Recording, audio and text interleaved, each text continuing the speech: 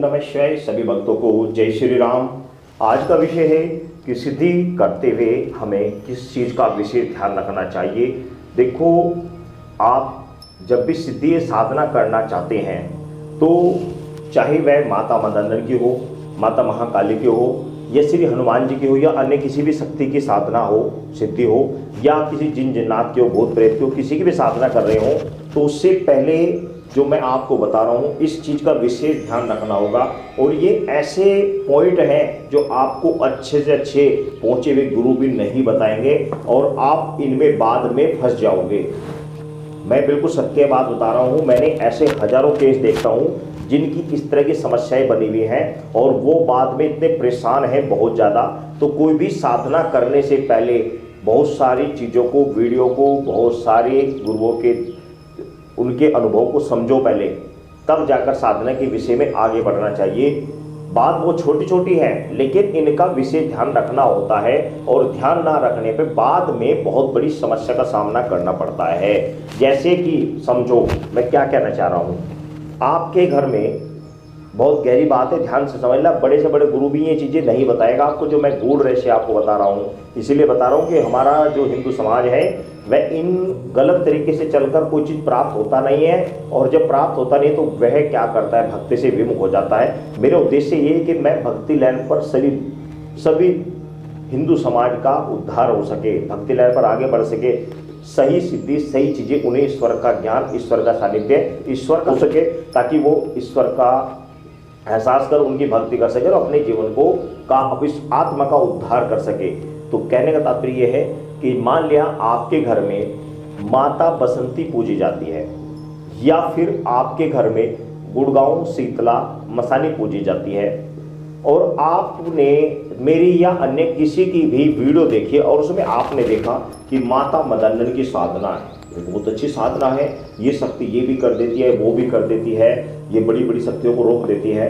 मैं मानता हूँ ये सब कुछ कर देती हैं, बड़ी से बड़ी शक्तियों को रोक देती हैं, बड़े से बड़े कार्य सिद्ध कर देते हैं, राजा को रंक बना देती हैं, रंक को राजा बना देती हैं। लेकिन भाई मैं आपको एक बात को गूढ़ रहस्य की बात बता रहा हूँ, ये सब एक योगनिया है माता महाकाली की। या फिर आपके घर में माता मदन पूजी जाती है और आप सोच रहे कि माता महाकाली की मैं सिद्धि कर लूँ, ये चीज़ वहाँ भी लागू होती है। या दोनों ही आपके घर में पूजी जाती हैं, आप सोच रहे हैं कि मैं एक जिन बहुत पावरफुल है उसकी साधना कर लूँ, या एक बेताल है उसकी साधना कर लूँ, या एक उर्वशी है, गंधर्व कन्या है, उसकी साधना कर लूँ, या मैं अन्य किसी देवताओं की साधना कर लूँ। तो भाई साधना कर तो आप किसी की भी कर सकते हैं, किसी की भी सिद्धि कर सकते हैं। यदि आपका इष्ट पर्सन है तो आप किसी की भी सिद्धि कर सकते हैं। लेकिन जो गूढ़ रहस्य बात है वो ये है कि अगर आपके घर में मान लिया समझो बात को, अगर मान लिया आपके घर में माता मदन पूजी जाती है, माई बसंती पूजी जाती है, दो शक्ति आपके घर में पूजी जाती है, आपको प्रति 6 महीने में उनका सामान आप देते हो, होली दीपावली पे खुशी में उनका बड़ा त्यौहार भी करते हो, और आपने कहीं से कोई वीडियो देखकर मसानी की सिद्धि कर ली, शमशानी की सिद्धि कर ली, या हनुमान जी की सिद्धि कर ली, तो आपने एक चीज उन दोनों के साथ में अन्य जोड़ ली। ये बात समझ लेना। आपके घर में 2 चीजों को आप कंटिन्यू सामान देते थे होली दीपावली पे, साथ में आपने जिसकी सिद्धि की वो भी आपने अपने उनके साथ में जोड़ लिया, उसका भी फिर कंटिन्यू आपको पीढ़ी दर पीढ़ी उसका भी सामान आपको कंटिन्यू पीढ़ी दर पीढ़ी देना पड़ेगा होली दीपावली पे, इसी प्रकार जिसका उन 2 चीजों का दिया करते थे। समझे आप मेरी बात को? बहुत गूढ़ रहस्य की बात है। यदि आपके घर में माता शीतला और माता मसानी आपके घर में पूजी जाती है, गुड़गांव वाली बहुत परिवार पूजी जाती है, तो भाई वीडियो को देखकर आप माता मदन की साधना क्यों करना चाहते हैं? आप अगर आप करना चाहते हैं तो करिए, आपत्ति कुछ नहीं है, कोई प्रॉब्लम नहीं है। लेकिन आपके साथ में एक शक्ति और जुड़ जाएगी, ये आप समझ लेना। फिर आपको पीढ़ी दर पीढ़ी इसको भी आपको समान इसी प्रकार देना पड़ेगा। इसी प्रकार इसको भी प्रति 6 महीने में इसको पूजना पड़ेगा। जब किसी के कोई कार्य करोगे तब इसका सामान आपको देना पड़ेगा, क्योंकि ये सिद्धि रूप में आपके पास आपने इसको प्राप्त किया। तो ये बात सोचकर समझकर तब आगे सिद्धि के प्रति कदम उठाना चाहिए। मेरा कहने मतलब ये है कि जो घर की जो अपनी कुल देवियाँ हैं, घर की जो शक्तियाँ हैं जिनको हम पूजते हैं, कुल की कुल देवी या घर की जो शक्तियाँ जिनको हम पूजते हैं, पहले उनकी साधना करनी चाहिए। उनकी साधना करने से सफलता मिलने में आसानी होती है, पहली बात। दूसरी बात, वो पर्सन होकर जब आती है तो उनका तो आपको ऑलरेडी देना ही था, उनका तो आपको देना ही है। तो ये आप समझ कर चलें। और यदि आप अन्य शक्ति को जोड़ना चाहते हैं, उसका आप कंटिन्यू दे सकते हैं, देना चाहते हैं, तो कोई दिक्कत नहीं, कोई प्रॉब्लम नहीं, आप सिद्धि कीजिए, कोई दिक्कत नहीं है। मेरा कहने मतलब यह है कि अगर घर में आपके 2 शक्ति पहले से पूजी जा रही थी, तीसरी को आपने सिद्धि कर प्राप्त किया, तो आपके घर में अब आगे से 3 सिद्धियां पूजी, 3 शक्तियों का सामान दिया जाया करेगा।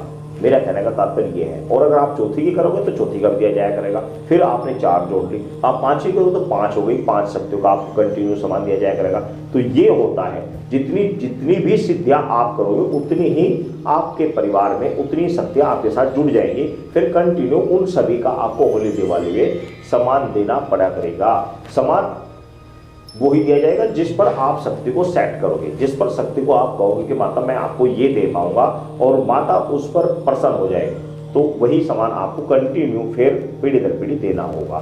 तो मेरा कहने का तात्पर्य है कि शक्ति को, सिद्धि को ये सोच समझ कर करें, ये समझ कर करें कि भाई ये चीज़ मैं आजीवन अगर प्रसन्न हो गया, ये शक्ति मेरे पर प्रसन्न हो गई, ये शक्ति मेरे पास आ गई, तो ये मेरे साथ में कंटिन्यू आजीवन जुड़ जाएगी। ऐसा नहीं है कि आपने सिद्धि की, माता मदन की, और सिद्धि करने के बाद माता ने आपको रास्ता देना प्रारंभ कर दिया, आपके पास आ गई, और आप सोच रहे हैं कि साल 2 साल तक की जब तक रास्ता दिया ठीक है, बीच में आपने कोई गड़बड़ कर दी, व्याभिचारिता कर दी या कुछ कर दी, आप छोड़कर बैठ गए, और उसके बाद में सोचा भाई इस तो शक्ति है ही नहीं, इसका कोई देना देने का कोई मतलब ही नहीं है, इसको छोड़ो और आप कुछ और देखेंगे। ऐसा नहीं है।